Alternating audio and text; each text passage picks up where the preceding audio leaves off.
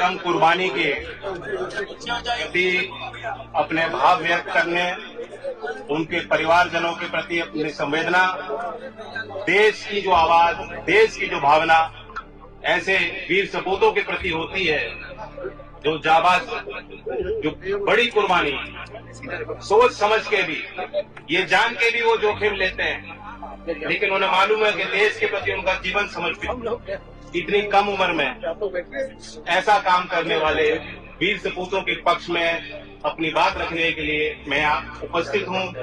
मैं आभार व्यक्त करता हूँ गांव के लोगों को। हम लोग सब एक स्वर में इस परिवार के साथ कंधे से कंधा लगा के खड़े।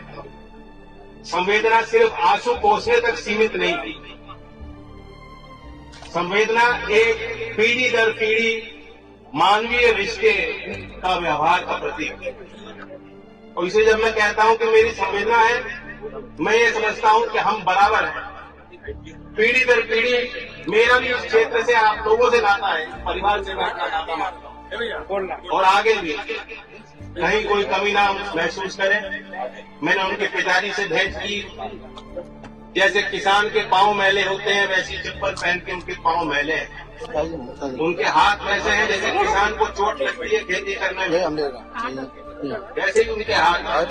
उनका घर मैंने देखा, उनके परिवारजनों से मिलने का मुझे सौभाग्य हासिल। गांव देहात के किसान और कामगार के परिवारों की अगली पीढ़ियां, चाहे खेत में हो चाहे देश की सीमाओं पे हो, इस देश को संरक्षित भी रख रही हैं और आगे भी देश की प्रगति और विकास के रास्ते में बड़ा योगदान ये कमेरा वर्ग, किसान वर्ग देता आया है। चौधरी चरण सिंह जी भी ये उनकी कर्मभूमि रही। चौधरी अजीत सिंह जी को इस क्षेत्र ने विशेष लगाव दिया।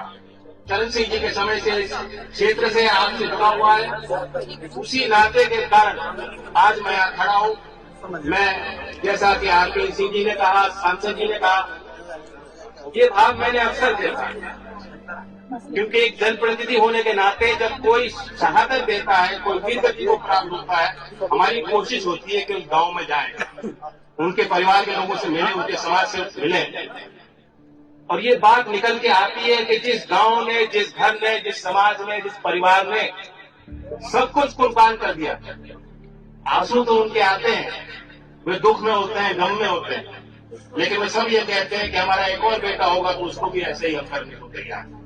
कितनी बड़ी बात है।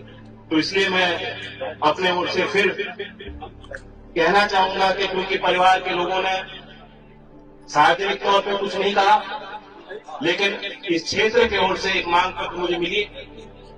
जो क्षेत्र की भावनाएं अमर वीर शहीद सत्यवान सिंह सैकवार जी के साथ जुड़ी है।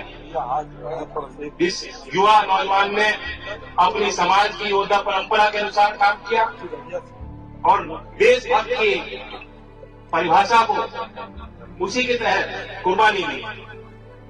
कुछ विकास कार्यों को, इस गांव के रास्ते को, इस स्थान में जहां हम खड़े हैं, वो चाहते हैं कि वीर शहीद के नाम समर्पित हो।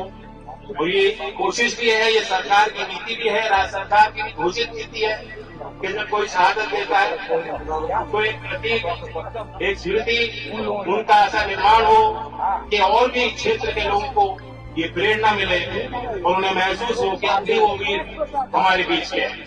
जो भी कुछ करना पड़ेगा, मेरे कैबिनेट मंत्री दल के भी है, आरपी सिंह जी हैं, सांसद हैं, विधायक हैं, इस गांव से बहुत लोग बुद्धिजीवी और समझदार हैं जो आज अच्छे अच्छे स्थानों पे मेहनत करके पहुंचे।